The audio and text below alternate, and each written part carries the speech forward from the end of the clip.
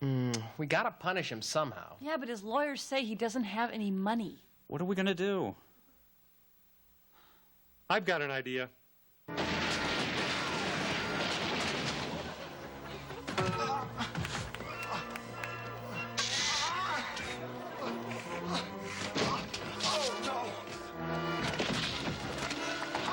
O.J. Simpson's punitive damages will not be seen tonight, so that we can bring you the following episode of Almost Live.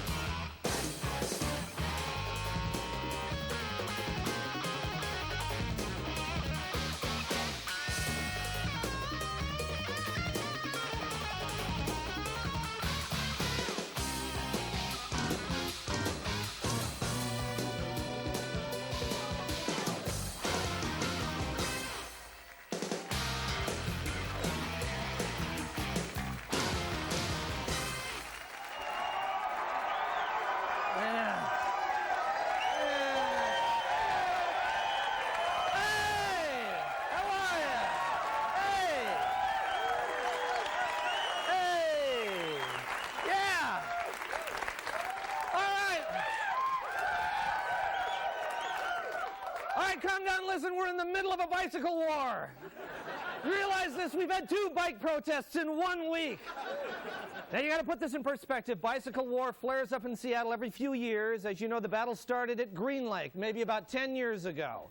A truce was declared when they divided the lane. Bikes on one side, people who want to discuss their relationships on the other side. Stop the collision, stop it. But as we all know, the truce did not last, and now, as you know, they are building a whole other lane out there at Green Lake. The truce didn't last, and the other lane is just for wheels, and the bicyclists this week became really upset to learn that the lane for wheels is also going to allow cars. How did that happen?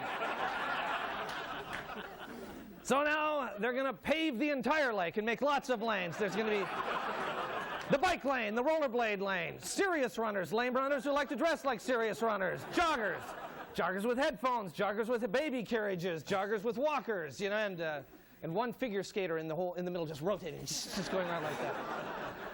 Now, the bike battle actually has invaded the rest of the city. The bikers say that they want their own street, and the city said they could have Pike Street between 1st and 2nd. Problem there, though, too many needles. Pops the tires, too many needles. I know. The bikers, they want rights. They have a certain point, but they can be so annoying, you know. There's when they do that thing when you're like, there's a biker in front of you and there's a red light and he does this sort of like, that balance, you know, that sort of thing. And you're like, it just makes you seasick to watch it. They're up there like, and goes, put your foot down. You're at the window, just put it down. Stop it, you're driving me nuts.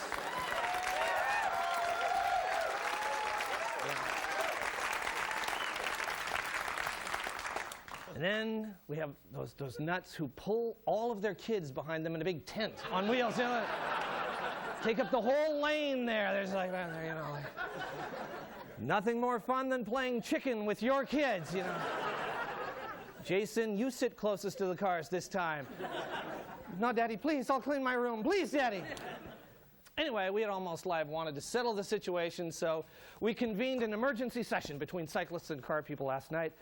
After a lot of negotiation, we hammered out this agreement that will bring peace between cars and cyclists in the city. And I want to read this. First, I want to read the Bicyclist Pledge. All right, okay. The Bicyclist Pledge. I will dart wildly in and out of cars only when I have a good reason, like if I'm late for a Beck concert. Okay. I will spend an equal amount of time frightening old people up on the sidewalk as I do frightening old people in cars. That's good. Actually, Steve, you know what? Could we change this music? I know it was for a good cause and everything, but I never really liked this song. Can you change it, please? Okay, that's more. That's more my style. Thank you. The bicyclist pledge. Once in a while, I will stop at a stop sign just to show people that I do know what it means. That's a good one for bicyclists. Now the driver's pledge. I will honor the bicyclist's right to share the road with me unless it looks like I'm going to miss the start of Wheel of Fortune. All right. I will no longer shout, "Hey, you look like a gay space alien from a planet where gays don't have a lot of fashion sense," at passing bicyclists. And finally, I will not use a 2-ton automobile to intimidate someone who is trying to be ecologically sensitive unless he gives me one of those smug, self-righteous glares. Then I'm going to have to go a little medieval on his bony ass. All right.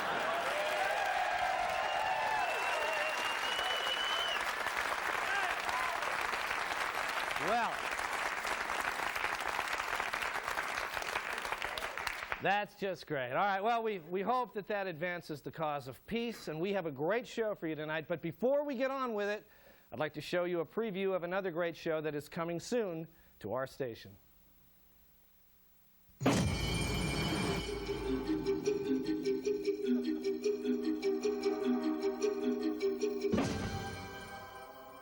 Seattle, Washington, a seemingly normal American city, until you take a closer look.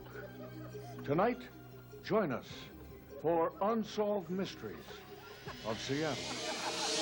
A new restaurant opens in nearby Linwood, but it's not owned by anyone named Hooter, nor is any owl meat served on the menu. You work here? Yeah. Why is this restaurant called Hooters? I don't know. And who can explain this anomaly in South King County that brings people to marvel at the roadway with no potholes? And what of the amazing ability of this Bothell woman? Cartoon Channel is on 34. 35 is Northwest Cable News. She knows Like where all Life the is new on TCI channels are located. There are other mysteries. Who thought this was a good idea? What mysterious forces are eating away this building? And what exactly is being sold at this company? Or for that matter, this one. And then there's the mystery of Pioneer Square, 807 First Avenue. The only remaining doorway in Pioneer Square that does not smell like pee. Well, there goes that one. Witness the unlikely story of Bridget Gunderson. Well, I don't have any piercings. I don't have any tattoos. I've never been in rehab, and I really like people. And yet, this woman has a job here. One mystery was recently solved.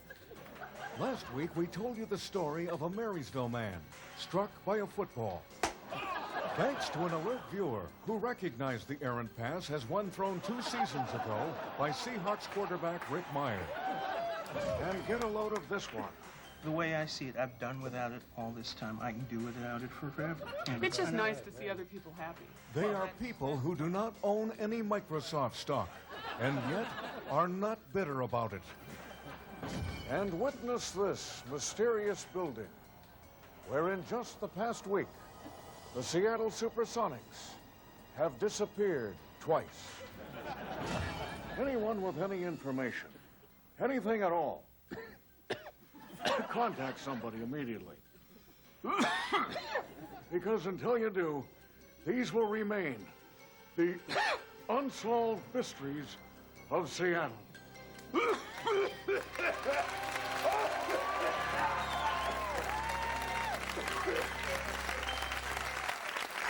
All right, stay with us. We've got a great show, and we're coming right back.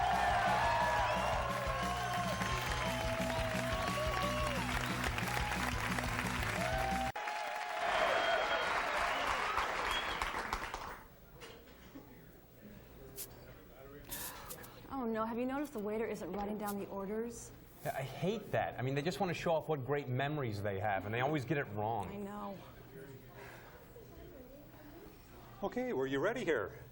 Oh, Yeah. I'd like the grilled prawns, the fettuccine solana, but without the mushrooms, the chopped salad with vinaigrette, garlic bread, and a coffee black. Very good. Great. And you, sir? I'll have the tortellini and a Coke. Great. Thank you. Thanks. Well, you seem to get it. I think you did. Yeah. Oh, by the way, do you want anything to drink with that? I'm having a Coke, and she's going to have coffee black. Black, yeah. Great. Even better. I'll be right back. You probably just didn't hear us say it the first time. Yeah, you probably did. Yeah. Okay. Here's your 2 milks, and I'll be right back with your toast. We didn't order milks, and I didn't order toast. Are you sure? I could have sworn you said milk. I don't think I would have said that, seeing as how I'm lactose intolerant. Well, I know that sounds crazy, but last week we had a guy in here who goes into convulsions if he has even 1 prawn. But would you believe it? He forgot and ordered the wrapped prawns. Are you sure he didn't order the wrapped mussels? No, it was the prawns. Yeah, I'm positive because I asked him 4 times, and anyway, they had to take him to the hospital and have his stomach pumped. You know, look, would you mind just writing our order down? Yeah, that'd Oh, don't really need to, thanks. It's all right up here. Okay. The only thing I'm a little fuzzy about is what you were having. Well, I was going to have the... Wait, let me guess. Is the crab? Crab tor, right. Crab tortellanas. Yeah, okay. The tortellini. Oh, you'd like to change it to the tortellini? That's no problem. And a Coke. Oh, sure. I can add a Coke to it. No problem with that either. Okay, do you want that now or perhaps after you're through with your milk? Could you just write our order down, maybe? Oh, that's a good one. So, miss, are you sure you don't want anything? I'm having the fettuccine solana. Oh, gee, I wish you had said something earlier because I think we might be all out of that by now. But I'll tell you what, I'll go back and have a look. So, you've got your milks. Let me go check and see if your hotcakes are just about done. Please. Sir, please, just write it down. God, what are we going to do? You know what? I'm sorry, I completely forgot we are all out of the veal. What are you talking about? Well, actually, you know, we don't even serve veal here. I just didn't want to embarrass you in front of the lady. Listen, I am begging you. Just please write down our order. Please. Oh, I see. Oh, you're afraid I'm going to forget what your order is? Yeah.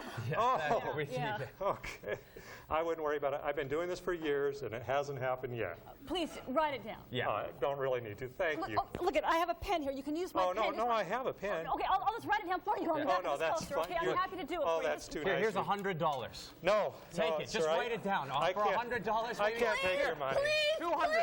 please, You write it people, down. We don't get out people, very much. You are so nice, but it's really not necessary, okay? I just want you to relax, enjoy your dinner. You might want to start thinking about what you want for dessert, okay? In the meantime, I'll tell you what I'm going to do. I'm going to go back, talk to the chef, and see if maybe we can't get you some of those chicken wings you've been so hungry for, okay?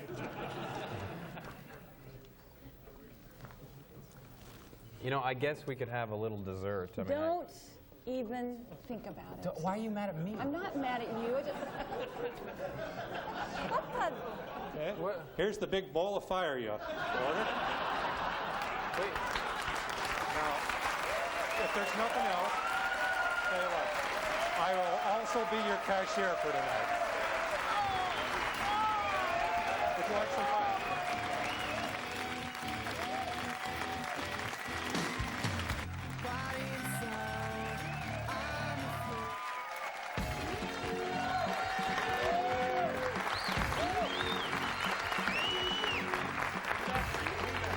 Good evening. This is the Late Report. Well, Seahawks quarterback Rick Mirer visited the Chicago Bears headquarters last week. Mirer was pleased with the meeting and said that he would be happy to throw interceptions for Chicago.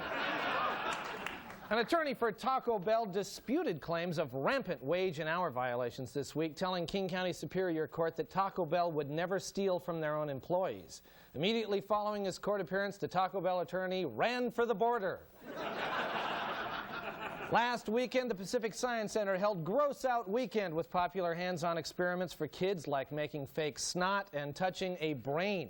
The least popular demonstration was touching Paul Allen's beard after a big lunch.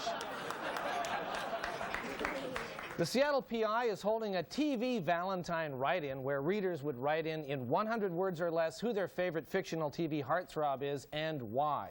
So far, most letters are about Pamela Lee, who is technically over 50% fictional. Bothell police, hoping for a new police station, showed the press that their jail consists of a plywood box with wallboard painted to look like cement. The police told the press that the prisoners don't like it, but upon closer inspection, the prisoners turned out to be plywood cutouts painted to look like criminals. Except for the occasional squabble, Vip the gorilla is said to be getting along reasonably well with 2 female gorillas at the Woodland Park Zoo. Zoo officials say that the squabbles could be completely eliminated if the gorillas would just get separate checking accounts. Well, 6 Federal Way High School boys are suspected of creating a burglary ring that broke into more than 150 homes over the last 2 years, stealing $200,000 worth of TVs and appliances. One of the 6 boys was very upset when arrested because he said he was just 4 VCRs away from getting his letter. Weyerhaeuser officials apologized for an odor that smelled like cat urine at their Longview plant last week. The tree cutting company said they would pay for any medical bills and would take further precautions to restrict access to the cat urine release button. Well, Valentine's Day is coming up this Friday, and here with some thoughts on the day is Tracy Conway. Thank you. Thanks, John. Well, as you said, Valentine's Day is coming up this Friday, and while I was shopping around for Valentine's Day cards, I've noticed they're all pretty similar. There is a certain sameness to them. Exactly, which is why I've decided to come up with my own line of Valentine's Day cards, because every relationship is a little bit different. Well, that's great, Tracy. Do you have any with you? How nice of you to ask. No problem. I certainly do. One of my favorites is, I love you, but I'd always pictured my true love as having 2 eyebrows rather than one really long one. Well, that is different. Isn't it? Yeah, okay. It is very different. Well, here's another one. I love you, but it's not normal for you to make the bathroom smell that bad. Get some help. Well, that's a very caring thought. That's very nice. You know, and there was absolutely nothing out there that expressed that particular sentiment. You know, I don't suppose there would be. I don't Nothing. suppose there would be. Well, here's one for a beginning relationship. To my new sweetheart, darling, I love you because I'm unemployed and have no place to live. Okay.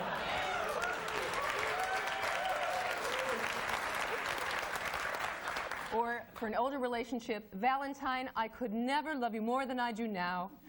Well, that's not really true. I could love you more. I could love you a lot more, actually. Listen, forget I brought the whole thing up. Let's just watch ER. Well, you don't often see that on a card. You really Well, you do now. Okay, all right. I also have a line of Valentine cards for men exclusively. For example, to my precious girlfriend on Valentine's Day, I love you, but I was wondering, has your sister ever mentioned me? That's a good one. That's a good one. That one's going to sell. Yeah. Or here's one for a couple whose, well, their sex life isn't, you know, quite what it could be. I love you, sweetheart, but exactly how old is that nightgown? And finally, for the guy who wants to express his true feelings, roses are red, violets are blue, shut up. Well, that should be a big shut-up. Good luck, Tracy. Tracy Conway, everybody. All right. Well, finally, the Seattle Weekly announced that the newspaper is up for sale and will be offered nationally. They're running an ad in newspapers across the country that reads, "Single white urban weekly newspaper seeks sugar daddy for long articles about coffee and music that was out of date 2 years ago." This has been The Late Report. Stay with us because we'll be right back.